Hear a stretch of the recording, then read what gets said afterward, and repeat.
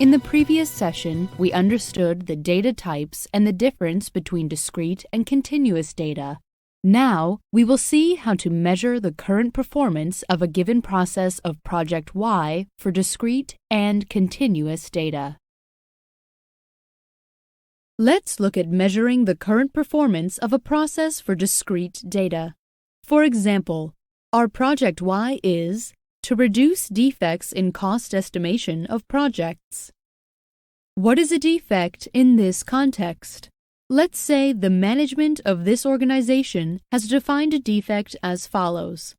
If the standard checklist for cost estimation is not followed, it is considered as a defect.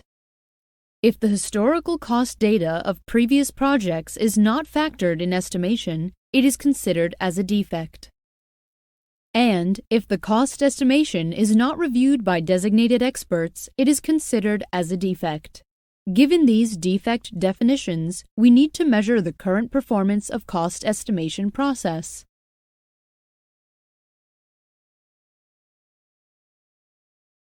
Let's assume that we have collected last 3 months' data on cost estimation of 35 projects. This data includes the data of the 3 types of defects. To measure the current performance of this process, we need to first count the total number of defects from the data. Let's look at the first category of defects. We need to count the number of those projects for which the standard checklist is not followed while doing the cost estimation, such as Project 3, Project 5, Project 6, etc. Let's assume there are 15 projects for which the standard checklist is not followed while doing the cost estimation. So, the number of defects for this defect category is 15. In a similar way, let's assume there are 21 projects for which the historical cost data was not factored in while doing the cost estimation. So, the number of defects for this defect category is 21. And let's assume there are 12 projects for which the cost estimation was not reviewed by the designated experts. So, the number of defects for this defect category is 12. So the total number of defects would be 15 plus 21 plus 12, which is equal to 48. Next, we need to count the total number of defect opportunities. We may clearly observe that each project has 3 defect opportunities. 1. Following the standard checklists. 2. Factoring the historical cost data. And 3. Review of estimation by experts. In this example, we have 35 tickets, so the total number of defect opportunities would be 35 multiplied by 3, which is equal to 105. In this way, to measure the performance of any given process that has discrete data, we need to first collect the data related to the defined defects, then count the total number of defects and the total number of defect opportunities.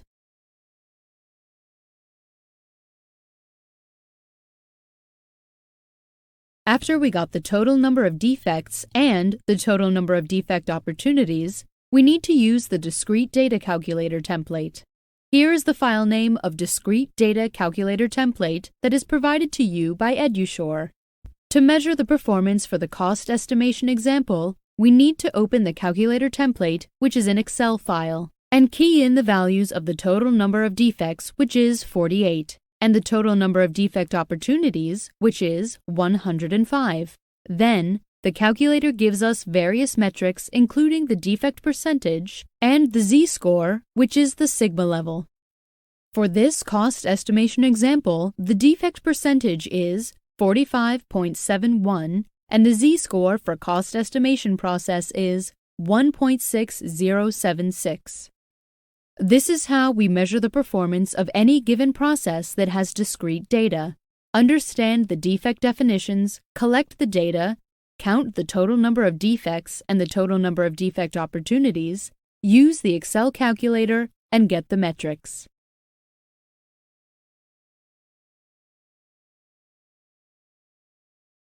Let us now understand the various metrics and their formulas.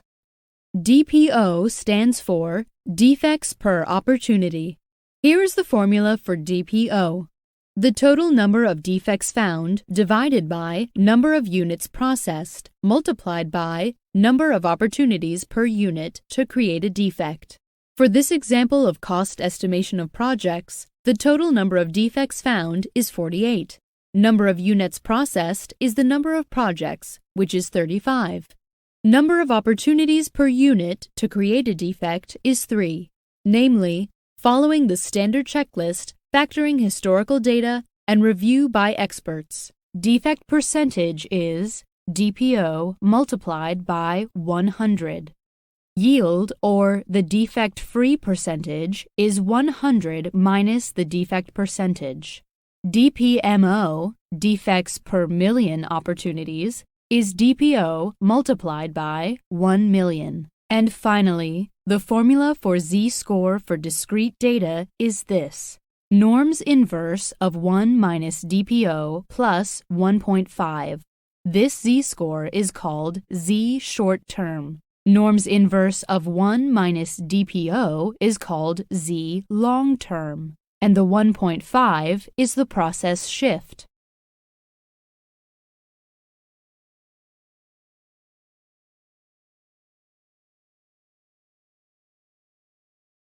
Let's now understand briefly about the 1.5 process shift.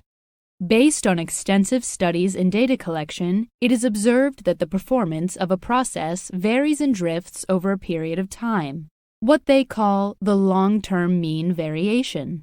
This variation is typically 1.5 standard deviation.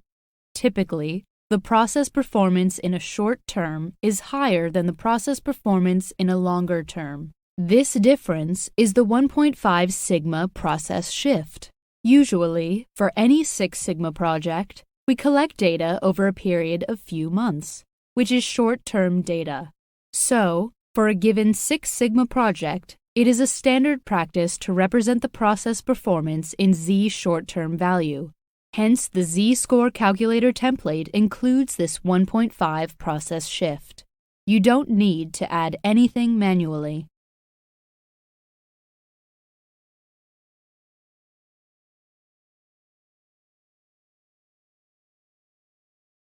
Statistics has 2 branches: descriptive statistics and inferential statistics. Let us now look at the descriptive statistics.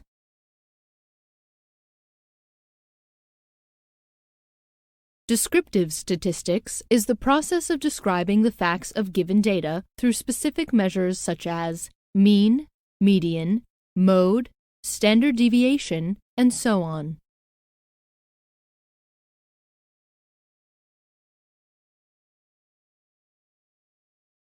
The measures, mean, median, and mode, are called the measures of central tendency. And the measures range and standard deviation are called the measures of dispersion or spread.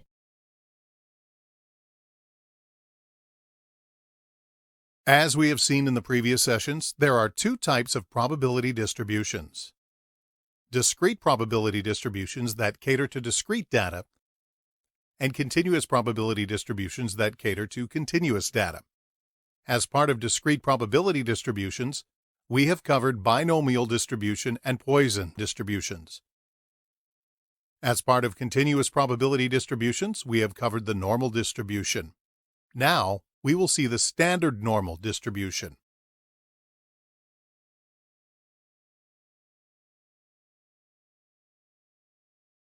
A normal distribution that has a mean as 0 and standard deviation as 1 is called standard normal distribution. It is also called the Z distribution.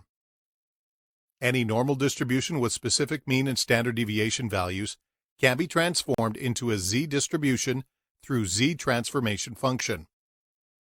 Here is the formula for Z transformation. Z is equal to X, the value of interest minus mean, divided by the standard deviation.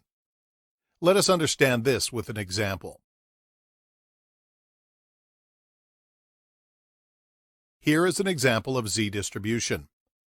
The data of a process is normally distributed with a mean of 20 and a standard deviation of 4. This normal distribution can be converted to z-distribution by using the z transformation. Here is the normal distribution. Using the z transformation function, x minus mean divided by standard deviation, we can convert each data point x to the respective z-score. So the x value of 20 becomes a z-score of 0. The x value of 16 becomes a z-score of -1. 12 becomes a z-score of -2. 8 becomes a z-score of -3. 24 becomes a z-score of 1. 28 becomes a z-score of 2. And the x value of 32 becomes a z-score of 3.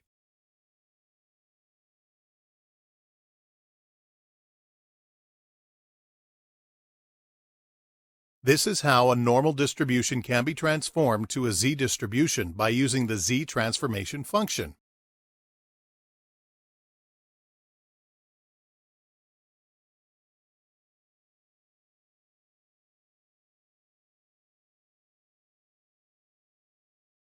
So the normal distribution has specific values of mean and standard deviation, whereas the z-distribution or the standard normal distribution has the mean value standardized to 0 and the standard deviation value standardized to 1.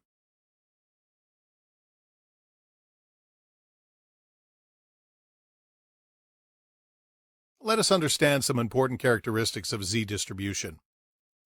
The z-score may be defined as the quantity of standard deviation that a value x is less than or more than the mean value. If the value of interest x is less than the mean, the z-value is negative. If the value of interest x is more than the mean, the z-value is positive. If the value of interest x is equal to the mean value, the z-value is 0.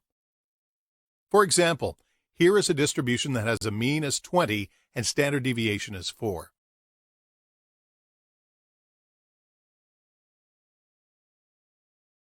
And here are the z-scores after the z transformation. Now, let's say our value of interest x is 13, which is less than the mean value of 20. For this value of x, the z-score is minus 1.75. A z-value of minus 1.75 means the value of x is negative 1.75 standard deviations away from the mean. So if the value of interest x is less than the mean, the z-score is negative. Let's say our value of interest x is 25, which is more than the mean value of 20. For this value of x, the z-score is plus 1.25. A z-value of 1.25 means the value of x is 1.25 standard deviations away from the mean. So if the value of interest x is more than the mean, the z-score is positive.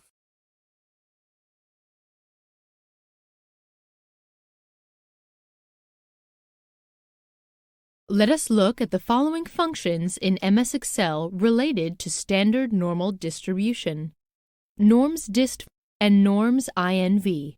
The first function is normsdist. Please note, the S represents the standard normal distribution. If the data is normally distributed and the z-score value is known, we use normsdist function to find the cumulative probability of the area under the curve up to the z-score. The next function in MS Excel is normsinv. If the data is normally distributed and the probability value is known, we use normsinv function to find the z-score for a given cumulative probability value under the curve. Let us look at some examples of these two functions.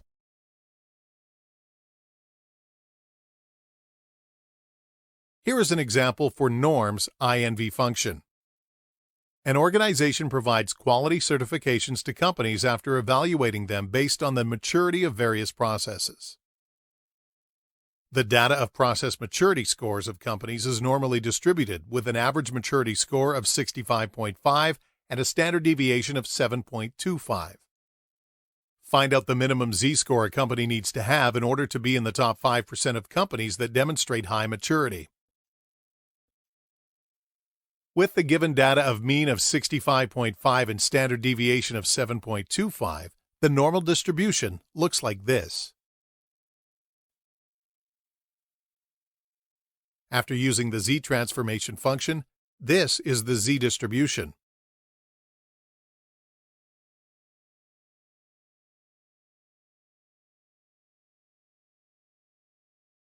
We are interested to find what is the minimum Z-score a company needs to have in order to be in the top 5%.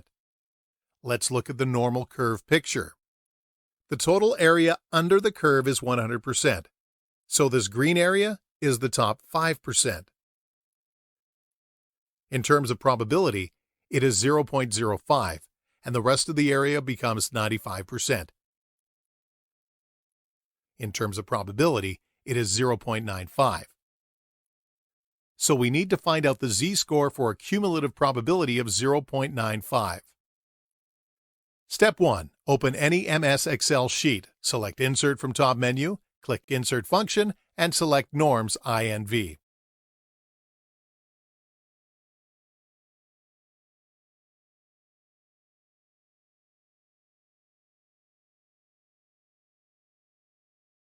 Step 2. Enter the probability value to get the Z-score. As a result, we get the Z-score value as 1.645. So, for a cumulative probability of 0.95, the Z-score is 1.645,